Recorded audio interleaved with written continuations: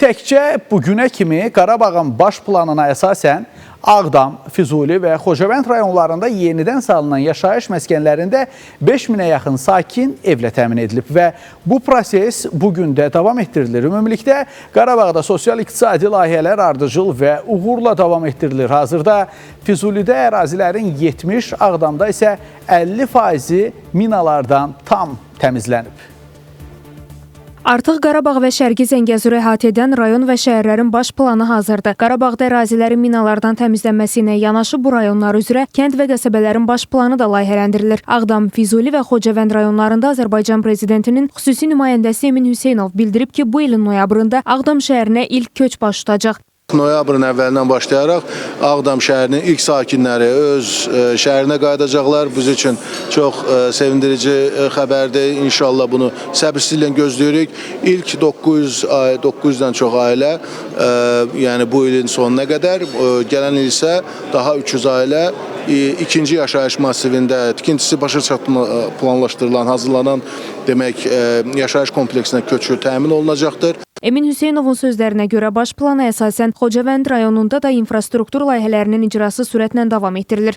Xocavənd rayonunda da, Xocavənd rayonunun kəndlərində artıq tikinti prosesləri, təmir proseslərinə, kəndlərin təmir proseslərinə başlayırıq və artıq bilirsiniz ki, Qırmızı Bazar, Sos və Hadrut qəsəbələrinə demək artıq ilk köçlər baş tutub.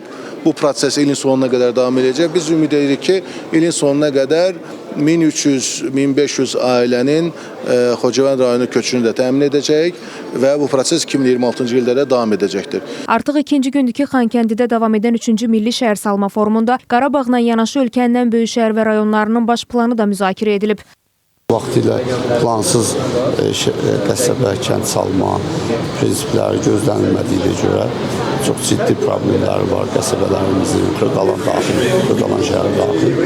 Ona görə də Arxitektura və Şəhər Salma Komitəsinin bu istiqamətdə atdığı addımlar nəinki absurddur, ümumiyyətlə Respublikamızın bütün rayonlarında təqdirə layiqdir və biz də belə hesab edirik ki, mövcud vəziyyətdə infrastrukturların yenidən qurulmasına böyük tələbat var. Tarixi abidələr qalacaq, sözsüz ki, onu əldə edəcəklər, amma yenidən boş ərazilər var. Harada ki, orada yeni xəstəxanadır, məktəbdir, bağçalardır, yeni binalardır. Sözsüz ki, baş planı hazır olandan sonra, ondan sonra baş planı işləmək asan da olacaq. İnsanlar gəlib müraciət edir, biri bina tikmək istəyir, ev tikmək istəyir, obyekt tikmək istəyir. O baş plan olanda rahat olacaq işləməyə. Türkiyənin Ətraf Mühit Şəhərsalma və İqlim Dəyişiklikləri Nazirinin müavini Ömər Bulud isə bildirib ki, Türkiyənin 45 şirkəti işğaldan azad olunan torpaqlarımızın qurulmasında iştirak edir. Baküdən buraya ulaşan yolu da Türk şirketleri yaptı, Karabağ'a ulaşan. Dolayısıyla Azerbaycan'ın birçok yerinde yine Türk şirketleri çalışıyor. Azerbaycan'da çok iyi firmaları, iyi inşaat firmaları var. Bizim Türk firmalarıyla çoğu projelerde ortak konsorsiyum yaparak da bu alanda çok önemli hizmetler veriyorlar. Qeyd edək ki, Xankəndidə keçirilən 3-cü Azərbaycan Milli Şəhər Salma Forumu sabah işini Bakıda davam etdirəcək. Rəşad Vəkiloğlu, İlkin Həsənov, Fidan Səfər, Space Xəbər, Xankəndi.